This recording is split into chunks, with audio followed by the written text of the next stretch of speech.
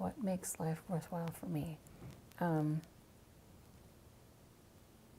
For me, it's always just been connection with people. I think if I'm to reflect on it, like those are the best times, is when I'm with my girlfriends and hanging out with Al and hanging out with Jesse or with my family. It's, that is when I'm happiest. It always seems like the right person was always there at the right time, particularly when I was in the hospital. So like the first surgery, or what ended up being the third surgery, but the big surgery that I had in Washington, like Al was there and my mom was there, and various visitors that came, like my friend Carolyn came down, and I think my friend Maggie came too. Anyways,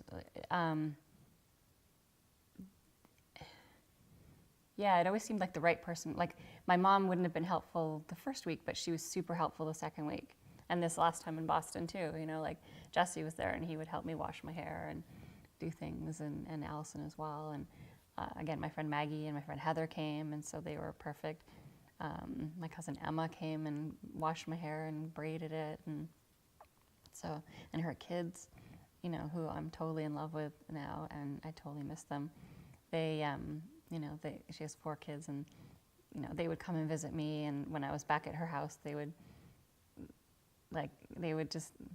fight over who got to read me a bedtime story, and I just love them so much. Like they would pile on my bed and just hang out with me, and that was amazing for healing, actually.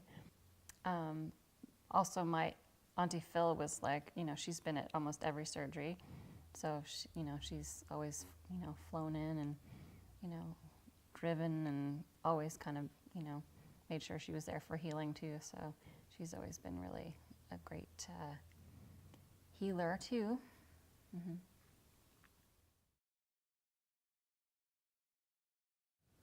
I do have memories of camping. Not intense though. We had like those things that go behind the car that pop out. So we had a couple of those. I just remember I had stepsisters then, so we'd be just, kind of left to our own accord a bit. We lived in the country, so it was like feral little kids that, go away and come back when the sun goes down. So we had little adventures and created, everything from Barbie encampments to forts and, forts in the snow. So yeah, like those are my kid memories, tormenting my brother and vice versa. And with my dad in the summer times, I remember going to this place called Magog. So we would have a great time we went to one of his friend's house, and it was this huge house, and we would just have adventures there. And so I remember those kind of memories, and skiing with him.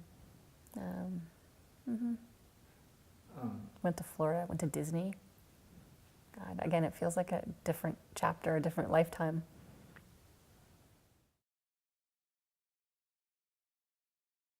Like my bro and I didn't get, like we fought like brother and sister for sure. And now we're, he lives nearby. I wish I saw him more. And that's, again, my fault that I don't see him as much. But he's like just sweet and good-natured and, of love. And he got all the height in the family. I resent him for that. He's like 6'2", I think 6'1". Anyways, yeah, he's awesome. I think my brother frets a lot in life. Like he's a worrier. And it's what makes him really sweet and lovely. But I would say not to worry so much about things, to let, life flow a little bit more, and, not get stressed out about the little things, not, sweat the little stuff, like they say. He could be stubborn and opinionated. We both are. We're both bits of our parents. But sometimes he can take a pretty hardline approach to things, and that's it. And sometimes he doesn't see past it. It's like, again, just like it doesn't really matter. Ultimately, a lot of stuff just doesn't really matter. It's the little stuff.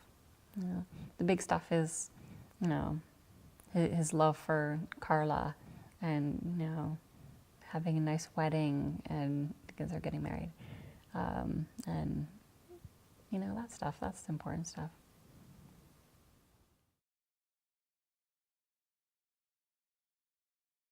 Well, my mom knows what I would offer her is, we've always talked about the glass half full, the glass half empty. She will roll her eyes. But, you know, I always like, she comes by, honestly, again, she's a product of her parents, and so on, as we always are. But just not jumping to the glass is half empty all the time. You know, taking that pause and just being, you know, forgiving of whatever it is, whether it's a person or anything, the weather, just being like, oh, well, you know, it's raining today, it's a good day to read a book, instead of, oh, it's raining. Like, it's, the default is the glass half empty. And I think life is much more sparkly when the glass is half full. And most things, I think you can find a glass half full in it. I would add on to both of those, like, with my mom, just, you know, both my parents have wonderful partners. You know, my mom is married to Phil, who's just like the best stepdad ever. And, you know, he's just sweet and loves my mom so much. But the two of them, you know, as with my dad and Patty, they bicker, and that's what older people do. But to, you know, sit back and realize how important that person is in your life. Again, it's not sweating the little things and just realizing, yeah, my life would be very different without that person in it. And I don't want it to be that way. So, you know, appreciating who's in your life. Giving them a little kiss every night.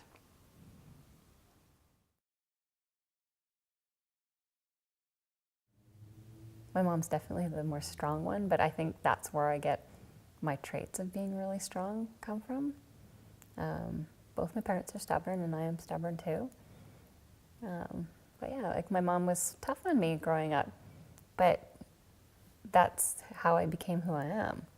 You know, like, a lot of my friends didn't have strict parents, and they're, you know, again, I don't want to judge, but I would say that they're, you know, probably not as happy in their life as I am with mine as a result of that. And my dad, no one is perfect. You know, I can't say is, you know, he's definitely stubborn. You know, we joke that, like, I love to talk about politics with him because he's very informed. Like, he reads the paper every day and, you know, watches the news and stuff. And he's definitely got very strong opinions about things, like my bro. And I joke with him that, you know, I won't talk to him about politics anymore because it's just we get too fired up about it. But ultimately, it is fun to talk to him about those things. He's the only guy I can talk to about Quebec politics anymore because I don't live there. No one here knows anything about Quebec. So I don't know, just to sort of observe that in himself and not worry about things so much.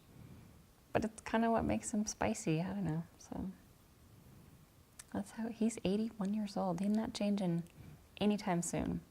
So I just accept him for who he is. My dad's just, I think, a very gentle person. He's just always loved me so much, like, and I've felt that. And my brother, there's nothing that would stop him from loving us. I think there's nothing I could do. I could rob a bank and he'd still love me. You know, and he's always been that way. And my little girl, and, you know, so I think he's always been awesome. You know, he's, yeah, I don't know, protecting me and